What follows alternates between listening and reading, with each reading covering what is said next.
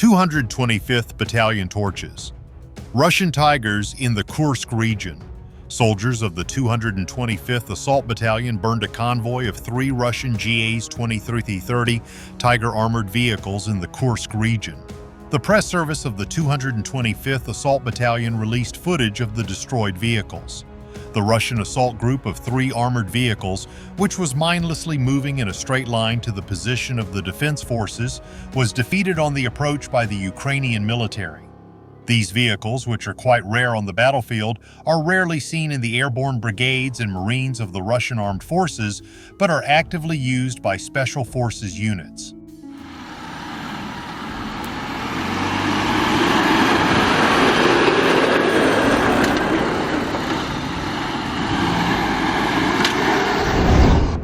However, verifying Russian units by type of equipment in the Kursk region is currently difficult, as Russian troops use a mixed fleet of vehicles.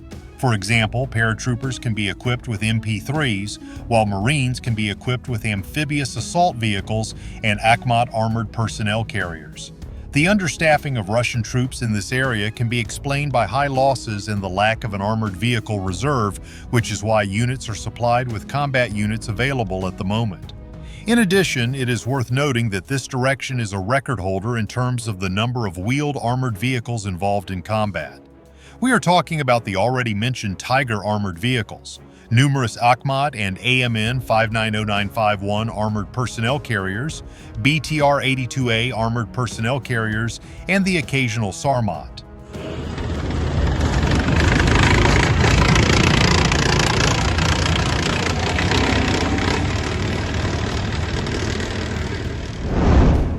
Their active use is possible due to the developed network of highways and, until recently, active maneuver combat operations in the region.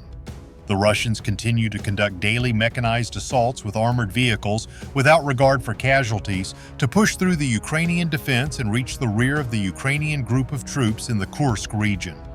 Only a day earlier, on December 9th, operators of the Pentagon Company of the 225th Assault Battalion destroyed a mechanized assault group in the same area that was trying to cross to the left bank of the Snost River and occupy the village of Darino.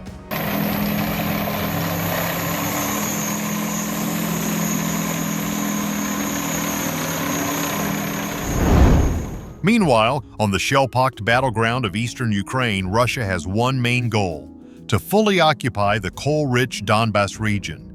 That means capturing Luhansk Oblast and neighboring Donetsk Oblast, together representing around 10% of Ukraine's area. Luhansk fell early in the war, but 34 months after Russia launched what was supposed to be a days-long invasion of Ukraine, its forces hold just 2/3 of Donetsk, and near-term prospects for a full occupation of the oblast are dimming.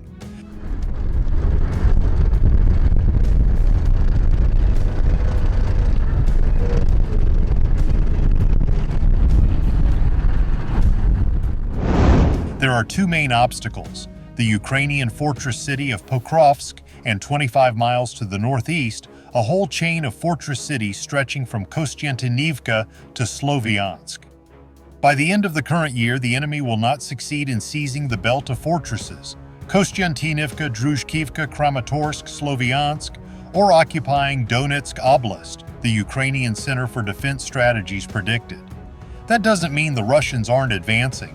In recent weeks, elements of the Russian Army's 90th Guards Tank Division advanced through the village of Zhovte to nearby Novopushtinka, creating a narrow but miles-deep salient in Ukrainian lines that places the Russian vanguard just 5 miles south of Pokrovsk.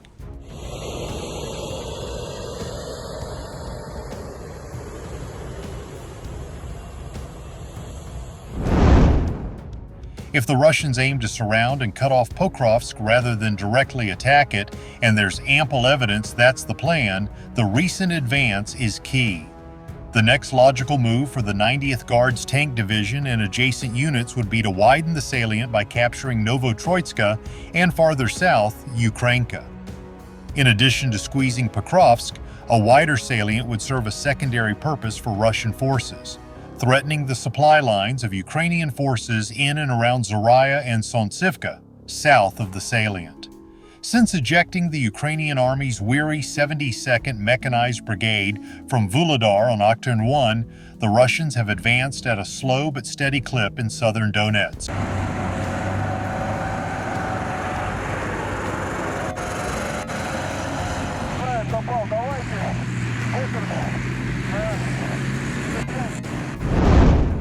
The developing Russian encirclement of Pokrovsk from the south could double as a Russian encirclement of southern Donetsk from the north. But it's not clear the Russians have the resources to pull off the maneuver.